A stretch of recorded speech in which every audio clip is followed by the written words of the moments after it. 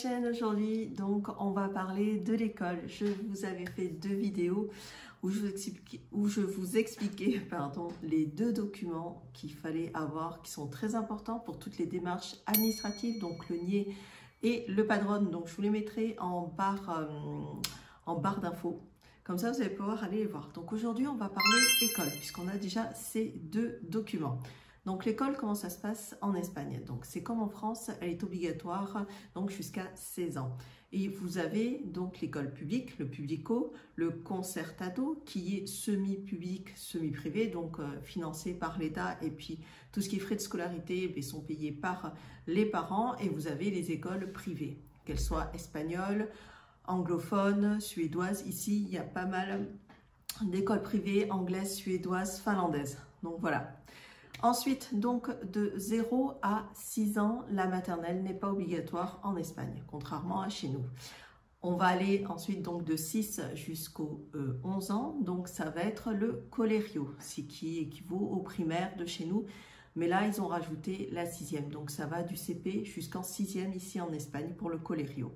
Ensuite, on a ce qu'on appelle le secundaria, qui va donc des 12 ans jusqu'aux 16 ans obligatoires. Donc le secondaria, contrairement en France, on ne fait pas 6e, 5e, 4e. Là, on va commencer par primero, segundo, 3e, 4e. Enfin voilà, désolé pour l'espagnol, mais voilà, pour les 4 premières années, donc celles-là, elles sont obligatoires. Donc c'est le secundaria. Et à la fin de ces 4 années, donc ils ont ce qu'on appelle le graduado, qui est l'équivalent, on va dire, un petit peu du brevet. Donc, ils ne passent pas de brevet, mais là, ils ont donc ce petit diplôme-là qui est le graduado en contrôle continu. Ensuite, les 2 dernières années, donc là, ça va être pour obtenir le bac, ce qu'ils appellent ici le bachillerato.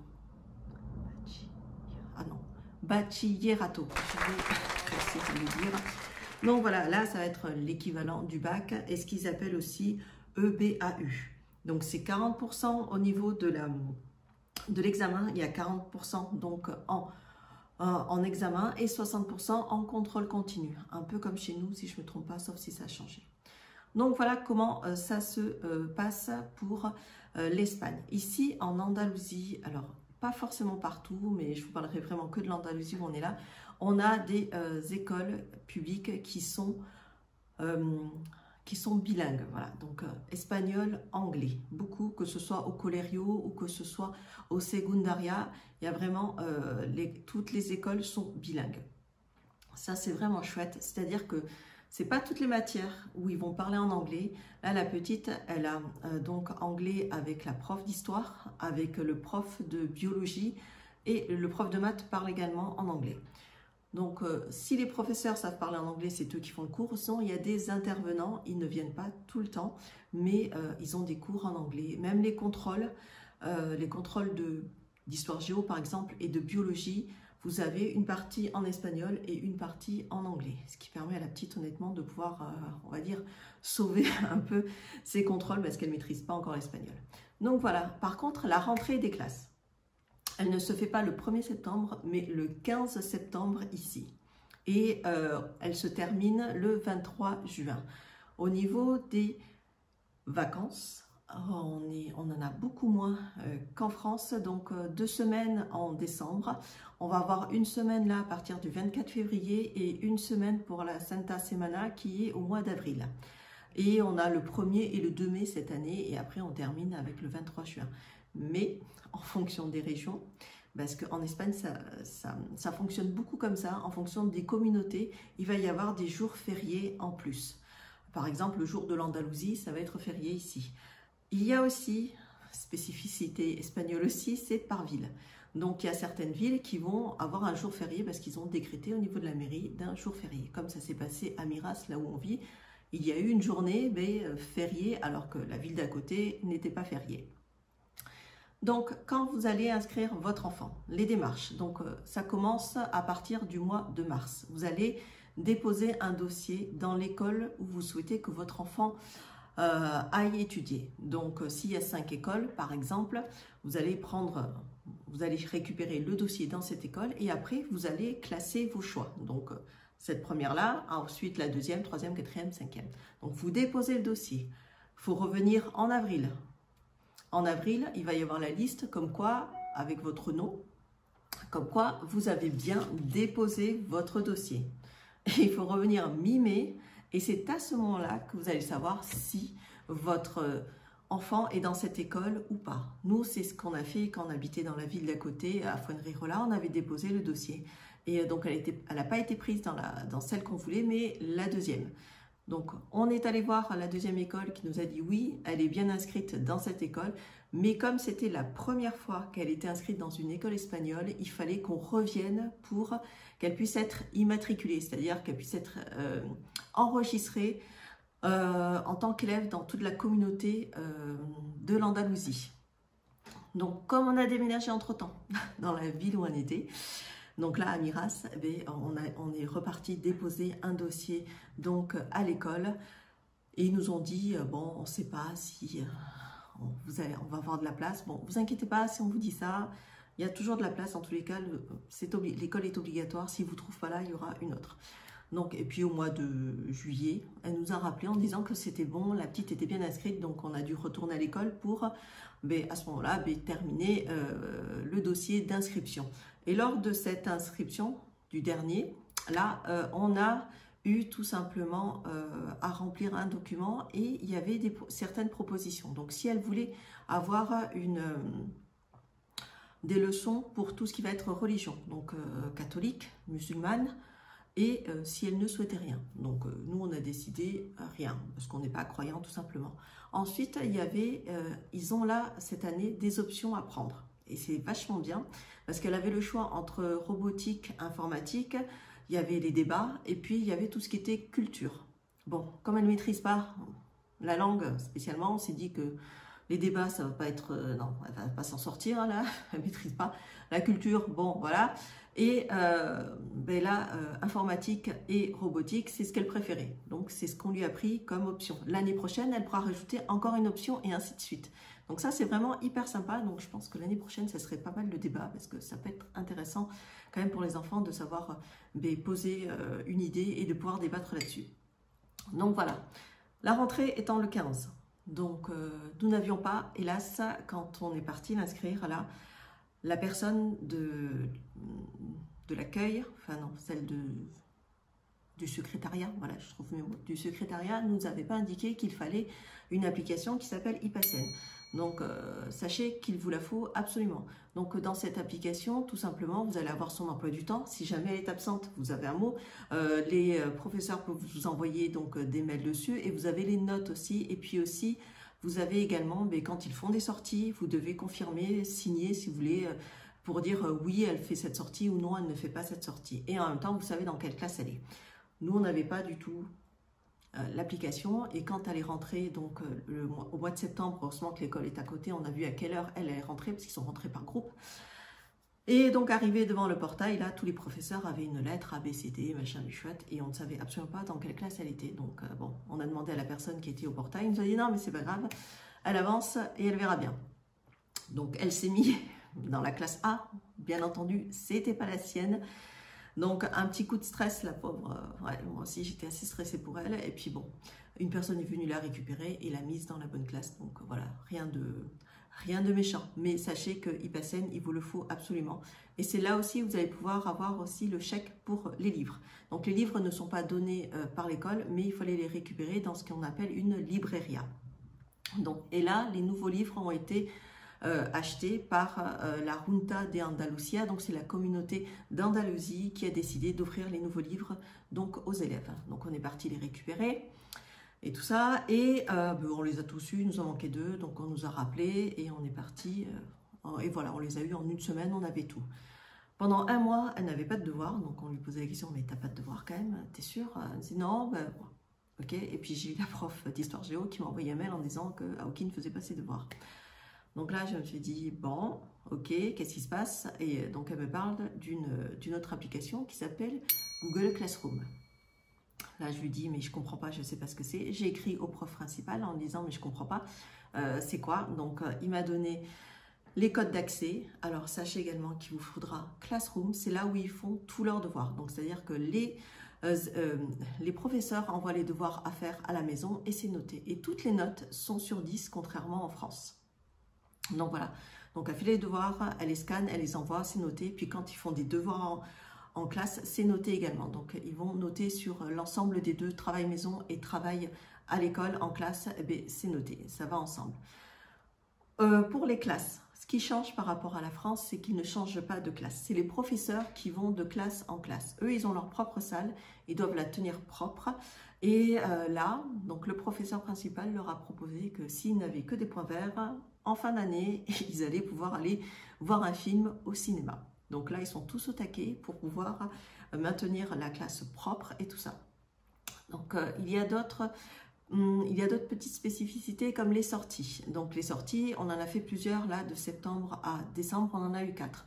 Pour aller au zoo, dans une ville d'à côté, il y a un intervenant qui est venu avec des animaux, ils sont allés dans un bois enchanté, ils ont fait aussi le théâtre en anglais pour Scrooge, donc, et à chaque fois c'est payant. Donc soit vous acceptez que votre enfant y aille, soit il n'y va pas. Donc chacun est libre de faire comme il le souhaite. Les enfants qui ne viennent pas, eux, sont en surveillance. Donc dans la classe, les professeurs leur donnent des choses à faire. Donc voilà, après c'est vrai qu'en France, généralement, quand il y a des sorties, tout le monde est censé y aller, je pense. Bon. Là, après, c'était des participations. Le plus cher, ça a été le zoo, 25 €. Après, c'était 5, 10, 15 €. Donc voilà. Et là, elle a fait encore une sortie, mais au zoo d'à côté pour 12 €. Donc, ils partent toute la, enfin, pas toute la journée, mais toutes les heures scolaires. Donc, parce qu'en Espagne, là, ici, l'école commence à 8h15 et finit à 14h45. Ils ont une pause de 45 minutes, à peu près. Et pendant cette pause, ils peuvent aller acheter au réfectoire donc, des bocadillos, c'est-à-dire des sandwichs, donc ramon et queso, attum, il y a même des kebabs. Donc la petite va vouloir tester, elle veut tester. Donc c'est entre 1 et 3 €. Après, je trouve qu'il y a une bienveillance, que ce soit de la part des professeurs ou même des élèves. Je suis très heureuse parce qu'elle a bien été accueillie par ses camarades. Donc ça, c'est un stress en moins. Elle s'est fait des copines. En classe, les professeurs sont assez cool, mais ils essayent de... Enfin, ils font maintenir l'ordre. Ils sont... Je dirais, ils sont plus dans le... ils ne sont pas directement à sanctionner. Ils vont essayer de parlementer, expliquer d'une façon plutôt rigolote, voilà, qu'il ne faut pas faire des choses, mais il y a des choses qui ne laisseront pas passer. Et en plus, la relation entre l'élève et le professeur n'est pas la même parce que ici en Espagne, on tutoie beaucoup dans la rue et tout ça. Donc en classe, soit il appelle par son prénom, soit il appelle profé. Donc voilà, c'est une autre approche aussi. Mais pourtant, ça n'empêche pas que les élèves ont le respect pour les professeurs. Donc c'est une autre façon de faire. Et puis les Espagnols, comme je vous disais, ils tutoient beaucoup au quotidien. Même si vous ne connaissez pas la personne, il va vous dire tu directement. Donc voilà, alors qu'est-ce que je pourrais vous dire d'autre sur l'école? Oui, il y a une école française. Pour ceux qui souhaitent mettre leurs enfants à l'école française et qui a un cursus français, vous avez aussi l'école française de Malaga. Donc là, je crois que c'est peut-être entre 7 et 10 000 € par mois. Par an, pardon. Qu'est-ce que je raconte? Par mois, ça ferait un peu beaucoup quand même. Donc voilà, pour ceux qui préféraient tout simplement une école privée et que ce soit l'école française, vous avez la possibilité à Malaga. Nous, on a décidé de la mettre dans le public parce qu'on s'est dit, on a décidé de venir vivre ici et que le mieux, c'était quand même qu'elle puisse être au milieu des Espagnols, de mieux comprendre peut-être la culture et de se faire des copines pour plus tard. Donc voilà. Alors, est-ce que j'ai rien oublié? Je regarde mes petites notes parce que je voulais vous dire... Ah oui, il y a une spécificité dans dans certaines écoles, c'est-à-dire qu'ils ont réuni le bachillerato, je ne vais jamais y arriver à se dire ce mot, et le bac. Ça s'appelle le bac. Donc, c'est moitié espagnol, moitié français. Donc, ça vous permet, c'est un accord qui a été fait entre les deux pays en 2008. Il y a 120 établissements qui le proposent. Donc, c'est un double cursus espagnol-anglais, espagnol-français, pardon. Espagnol-français, ça vous permet après d'aller directement dans les facs espagnols et tout ça sans aucun souci. Et apparemment, ça, c'est considéré comme un cursus d'excellence. Donc voilà, après, chacun fait comme il le souhaite, mais sachez que si votre enfant n'est pas dans une école espagnole, qu'elle soit publique ou privée, pour aller dans une fac espagnole, il faudra qu'il repasse certains examens parce que le cursus espagnol ne permet pas de tout valider. Donc voilà, et pour eux, il va manquer certaines choses. Donc d'où le fait d'avoir ce Bachibac qui permet, lui, de rentrer sans aucun souci. Donc voilà, pour ma part, pour l'école, nous, pour l'instant, on est content. Elle s'en sort pas trop mal. Ah, j'ai oublié, punaise, oui, très important ne vous inquiétez pas, si vous venez d'arriver et que votre enfant ne parle pas espagnol, vous avez des cours de renforcement d'espagnol le matin. La petite, elle en a le mardi, mercredi, jeudi, 2 heures.